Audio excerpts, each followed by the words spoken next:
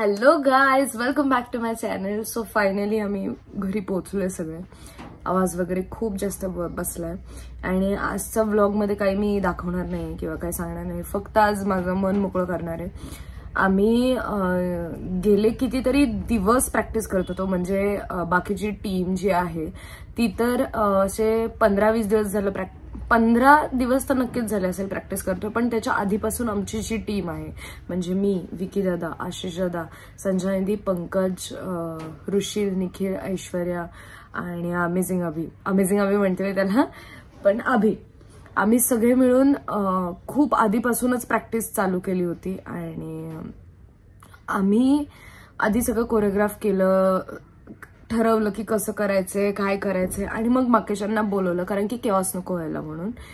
पण खूप दिवसांची प्रॅक्टिस आणि खूप दिवसांचे आमचे सगळ्यांचे एफर्ट्स हे काल किंवा परवा जे काही तुम्ही जेव्हा केव्हा तुम्ही बघितलेत तेव्हा ते तुम्हाला सगळ्यांना दिसलेत.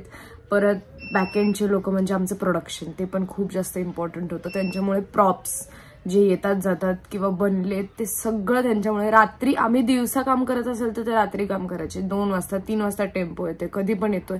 सो आमच्या प्रोडक्शनला पण खूप जास्त महत्व जातोय.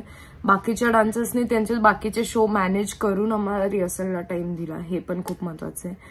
आणि केतन भाईंना पण खूप जास्त थँक्यू की त्यांनी अशा ऑपॉर्च्युनिटीवर आम्हाला ट्रस्ट केलं सगळ्यांना. आणि खूप खूप भारी वाटतंय, खूप ग्रेटफुल वाटतंय. एक्सपिरियन्स आमचा खूप छान होता. म्हणजे आम्हाला माहिती होतं की आम्ही एवढं मोठं इव्हेंट करतोय, पण जोपर्यंत आम्ही तिथे पोहोचत नव्हतो तोपर्यंत आम्हाला ते असं फिलिंग जे असतं ना की आपण इंडियाला रिप्रेझेंट करतोय, ते तिथं गेल्यानंतर जे फिलिंग होतं ना गाईज, ते तुम्ही तिथे स्वतः उभं असाल तेव्हाच. म्हणजे मी आता सांगू नाही शकत तुम्हाला शब्दात, इतकं भारी वाटलं. आणि खूप म्हणजे सगळ्या टीमचंच कौतुक करायचंय की सगळेच आजारी होते, कारण की आता सगळ्यांचंच व्हायरल चालू आहे. मी स्वतः पण आजारी होते, तुम्ही माझे ब्लॉग बघितले असेल तर. सगळ्यांना सर्दी, खोकला, ताप सगळं होतं, पण तरी सुद्धा. आणि तुम्हाला बीटीएस सांगते, म्हणजे बिहाइंड द सीन सांगते मी, की आम्ही तिकडे तुम्हाला लाईव्ह दिसत होतो, पण एक परफॉर्मन्स झाल्यानंतर असं नव्हतं की हा परफॉर्मन्स झाल्यानंतर बाकी कोणत्या डान्समध्ये नाही, असं नाही. कोण जण 2 डान्स करताय, 3 डान्स करताय, 4 डान्स करतायत. सो मागे जाऊन 4 मिनिटात 3 मिनिटात कॉस्ट्युम चेंज करणं. आणि लिटरली सांगते, कॉस्ट्युम रूम जे होतं ना त्याचं लाईट लावलेलं नव्हतं, कारण की विजिबल होणार बाहेरचं किंवा काय टेक्निकल प्रॉब्लेम होता, त्यामुळे लाईट्स नव्हते तिकडे. खूप जास्त कमी लाईट्स होत्या, पण तिकडे आम्ही चेंज केलं 4 मिनिटात. पुढे परफॉर्मन्स चालू, आपल्याला ऐकू येते की आपला परफॉर्मन्स आहे, आपला परफॉर्मन्स आहे. त्या 4 मिनिटात आम्ही कपडे बदललेत आणि आम्ही पोहोचलोय तिकडे. श्वास पण घ्यायला वेळ नाही मिळाल्यामध्ये. आणि पूर्ण एक ऍक्ट 30 मिनिटचा करणं, सगळं एकदम वेळेत होणं,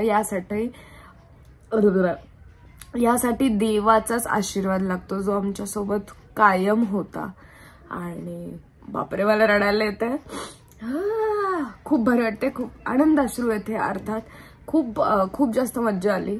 आणि सगळ्यांना थँक्यू. सगळ्यांनी इतके मेसेजेस केले, सगळ्यांनी टॅग केले, पोस्ट केलेत, त्यासाठी खूप खूप थँक्यू की तुम्ही सर्वजण आम्हाला इतकं प्रेम देताय, त्यासाठी खूप थँक्यू. आणि लवकरच आपण नवीन काहीतरी शो किंवा काहीतरी ह्याच्यानुसार व्लॉगमध्ये परत भेटणारच आहोत. पण हा खूप जास्त इम्पॉर्टंट होता आमच्यासाठी शो. आणि शो म्हणण्यापेक्षा एक ऑपॉर्च्युनिटी देवाने आणून ठेवली होती की करके दिखा, अब तू करके दिखा. आणि ते आम्ही सगळ्यांनी केलं. खूप जास्त सगळे खुश आहोत. 1 दिवस तर आरामातच गेलाय. आणि आता उद्या बाप्पा पण येणार आहेत. उद्या का 2 दिवसांनी, आता मला लक्षात पण नाही, कारण ब्लॉग बनवताना माझ्या डोक्यात पण येत नाही. परवा येणार आहे बाप्पा. हा, करेक्ट. सो येस, त्याची पण आगमनाची तयारी करायची आणि खूप जोशात करायची ह्यावेळेस तयारी. गणपती बाप्पा मोरया. अँड येस, जरी अजून पण तुम्ही बघितलं नसेल युट्यूब, तर जाऊन प्लीज युट्यूबवर बघा. कॉमनवेल्थ वेटलिफ्टिंग चॅम्पियनशिपचं opening ceremony act done by us. So yes, हा ब्लॉग इथेच एंड करूया. एंडपर्यंत ब्लॉग बघितला त्यासाठी खूप थँक्यू. लाईक, शेअर, सबस्क्राईब सगळं करा. I love you guys. Bye.